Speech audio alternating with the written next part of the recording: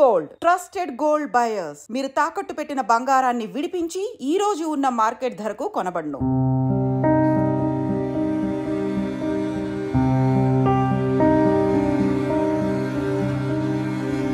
విశాఖలో వరుస ఘటనలు చూస్తే ఏమైపోయింది విశాఖకు అని భయమేస్తోంది. నిన్న మధురవాడలో ప్రేమోన్మాది దాడి సంఘటన తర్వాత ఈ మధ్య కాలంలో ఎక్కువగా చూస్తున్నాం వివాహేతర సంబంధాల వల్ల జరుగుతున్న ఆత్మహత్యలు, హత్యలు, అలాగే మైనర్లపై కీచకమైనటువంటి టీచర్లు, విద్యాబుద్ధులు నేర్పించాల్సినటువంటి టీచర్లు అఘాయిత్యాలు, ఇలా వరుస ఘటనలతో విశాఖ బెంబేలెత్తిపోతుందని చెప్పొచ్చు. ఈరోజు two town police station limit లో కూడా ఒక సంఘటన చోటు చేసుకుంది. ఇదేంటంటే చాలా బాధాకరమైన విషయం. భార్యాభర్తల మధ్య చిన్నపాటి తగాదాలు వచ్చిన నేపథ్యంలో భర్త ఆమెపై చేయి చేసుకున్న క్రమంలో ఆమె అనుకోకుండా కరెంట్ పోల్ కి తగిలి తనకి బలమైన గాయమైంది. తర్వాత ట్రీట్మెంట్ తీసుకుంటూ ఆమె చనిపోయింది. ఇద్దరు కూడా డాన్సర్స్ గా తెలుస్తోంది.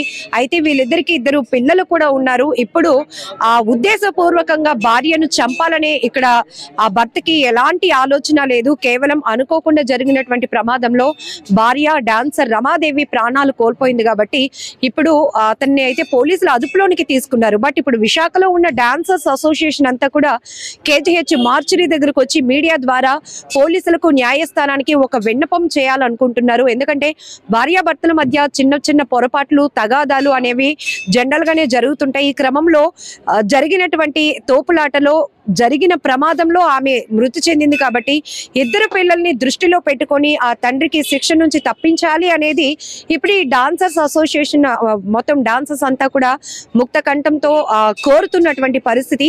అసలు ఏం జరిగింది, ఇద్దరు మధ్య ఎందుకు తగాదా పడ్డారు, ఎప్పుడు జరిగింది, ఆమె ట్రీట్మెంట్ పొందుతూ ఎప్పుడు చనిపోయింది, ఈ వివరాలు అయితే అడిగి తెలుసుకుందాం డాన్సర్స్ అసోసియేషన్ తో మాట్లాడి. ఈరోజు ఆ అమ్మాయి బాధితురాలు అని చెప్పొచ్చు, ఎందుకంటే తను ప్రాణాలు కోల్పోయింది కాబట్టి. ఏం జరిగింది అసలు ఇద్దరు మధ్య? ఇద్దరు గత 20 ఏళ్ళ నుంచి మాకు తెలుసండి. ఇద్దరు డాన్సర్ల, ఇద్దరు ఒకే స్టేజ్ మీద చేసేవారు. గత 2 నెలల నుంచి ఇద్దరికి ఫైనాన్షియల్ గా చిన్న చిన్న ఇష్యూస్ అవుతున్నాయి. అది తేల్చుకుందాం అనుకునే పోలీస్ స్టేషన్ కి వెళ్ళారు. అక్కడ చిన్న మాట పెరిగి ఈ అబ్బాయి ఇలా మ్యాన్ హ్యాండ్లింగ్ చిన్నది ఇలా తొయ్యగానే పక్కనే కరెంట్ పోల్ ఉండడం వల్ల అమ్మాయికి స్తంభం తగిలిసింది. అన్ఫార్చునేట్లీ తిను కొట్టాలని కొట్టలేదు, ఏదో కోపంలో ఆవేశంలో చేసుకోవడం జరిగింది. దానివల్ల ఏంటంటే అమ్మాయిని కేజీహెచ్ తెచ్చి జాయిన్ చేశారు మొన్న మార్నింగ్. సో నిన్న మధ్యాహ్నం అమ్మాయి చనిపోయింది. సో దాన్ని పెట్టుకుంటే అబ్బాయి అయితే మటుకు అందరికీ తెలుసు వాళ్ళిద్దరు చాలా మంచోడు. అబ్బాయి అమ్మాయి ఇద్దరు మంచోళ్ళే. కానీ ఇటు తల్లిపోయి అటు తండ్రి జైల్లో ఉంటే ఇద్దరు పిల్లలు ఉన్నారండి. సంవత్సరం బాబాకులు ఉన్నారు, 3 సంవత్సరాల బాబాకులు ఉన్నారు. ఇటు అమ్మాయి తరపున ఎవరు లేరు, అటు అబ్బాయి తరపున ఉన్నా కూడా వాళ్ళ అమ్మకి పెరాలసిస్ స్ట్రోక్. సో కాబట్టి ఆ ఇద్దరు పిల్లలకి చూసుకున్న వాళ్ళు ఎవరూ లేరు.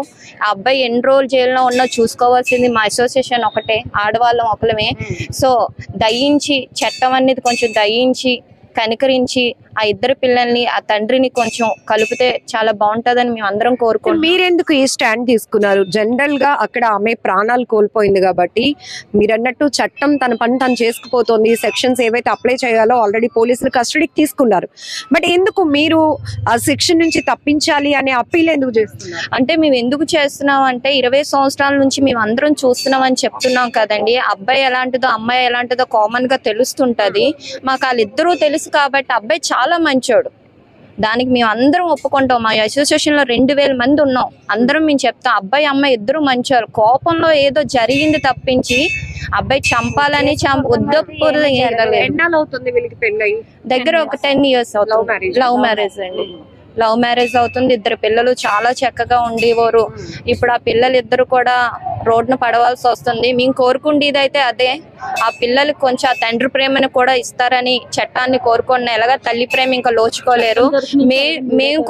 మేము చూసినకున్నా కూడా ఇద్దరు పిల్లల్ని తండ్రి ప్రేమ ఇవ్వలేము, ఇటు తల్లి ప్రేమ కూడా మేము అందించలేం.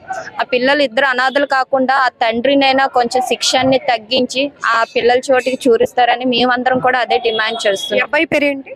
బంగారు రాజు. అంటే ఆల్రెడీ అమ్మాయి కొన్ని ఇష్యూస్ నడుస్తూ ఉండడం వల్ల కంప్లైంట్ పెట్టిందని, అమ్మ వాళ్ళ ఇంటికి వెళ్ళిపోయిందని, అక్కడికి వెళ్ళినాక గొడవ జరిగిందని కంప్లైంట్ అవన్నీ ఏం లేమా. వీళ్ళిద్దరూ ఇంకా గత 2 నెలల నుంచి గొడవలు అవుతున్నాయి. మేము చెప్పుకొని వస్తున్నాం. ఇవన్నీ క్లియర్ అవుతుంది. ఫైనాన్షియల్ ఇష్యూస్ ఫైనాన్షియల్ గా మొగుడు పిల్లల మధ్య ఫైనాన్షియల్ గా అయ్యింది, ఇంకేమీ కాదు.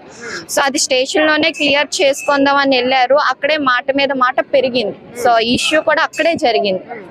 సో అదే అబ్బాయి చంపాలని ముందే ప్లాన్ తో లేడు, ఏమీ లేదు. అంటే ఇంకొక వెర్షన్ కూడా వినపడుతోంది, అనుమానం వల్ల ఇద్దరి మధ్య డిస్కషన్స్ నడుస్తున్నాయని. అలాంటివన్నీ పుకార్లండి, ఎందుకంటే అలాంటివి ఏమీ లేవు. ఇదేంటంటే ఒకటంటే ఆడపిల్ల మీద 10 చెప్తారు, అలాంటివి అయితే పుకార్లు, అవేమీ కాదు. వాళ్ళిద్దరు బాండింగ్ బాగుండేది, వాళ్ళిద్దరు కూడా మంచోళ్ళు. మా దగ్గర 20 సంవత్సరాలు మా అందరికీ తెలిసిన వాళ్ళు. ఏదో చిన్న చిన్న ఫైనాన్స్ విషయంలో గొడవలు అయ్యి ఇలా జరిగిందని 1కి 2 చెప్పుకొని పుకార్లు పెట్టుకోవడం అంటే కరెక్ట్ కాదు. అది మా అందరికీ తెలుసు కదండి, ఎందుకంటే మాతో వర్క్ చేసిన వాళ్ళందరూ కూడా.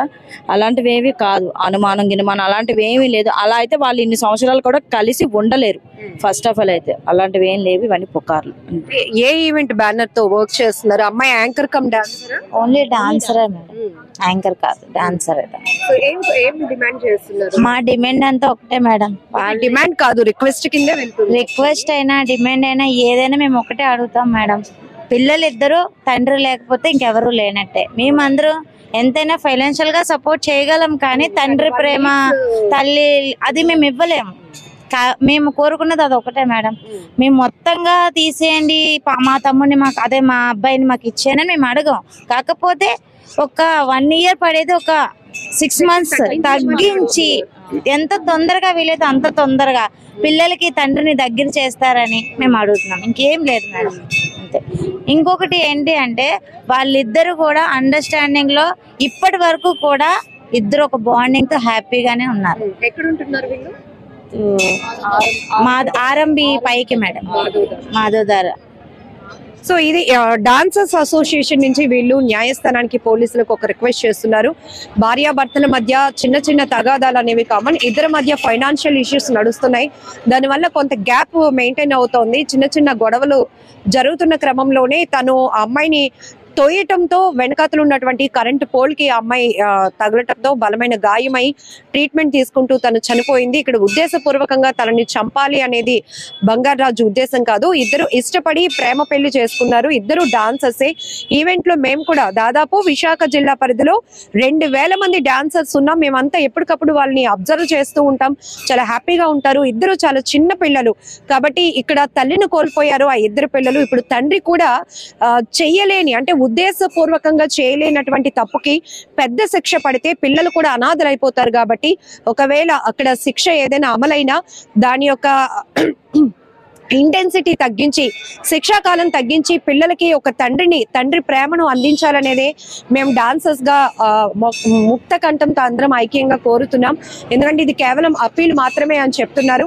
చట్టాన్ని ఎవరు అతీతులు కాదు, ఎవరు తప్పించలేరు. కాకపోతే ఇక్కడ ఇద్దరు పిల్లల్ని దృష్టిలో పెట్టుకొని మానవతా కోణంలో ఇక్కడ ఆలోచన చేసి అతనికి శిక్షణ తగ్గించి పిల్లలకి తండ్రి ప్రేమను దగ్గర చేయాలి అని డాన్సర్స్ అంతా కోరుతున్నారు. వీళ్ళందరూ ఇంకొక మాట కూడా చెప్తున్నారు, ఒకవేళ మాలో ఈ యూనిటీ ఉంది, ఎవరైనా ఫైనాన్షియల్ గా స్ట్రగుల్ పడితే వాళ్ళకి మేము ఏదైనా ఫైనాన్షియల్ గా హెల్ప్ చేయగలుగుతాం, కానీ ఆ ప్రేమనైతే పిల్లలకి మేము ఇవ్వలేం. కాబట్టి ఇదొకటే మా నుంచి మేము సపోర్ట్ తీసుకొని పోలీసుల్ని, న్యాయస్థానాన్ని రిక్వెస్ట్ అడుగుతున్నామని కూడా వీళ్ళంతా చెప్తున్నారు.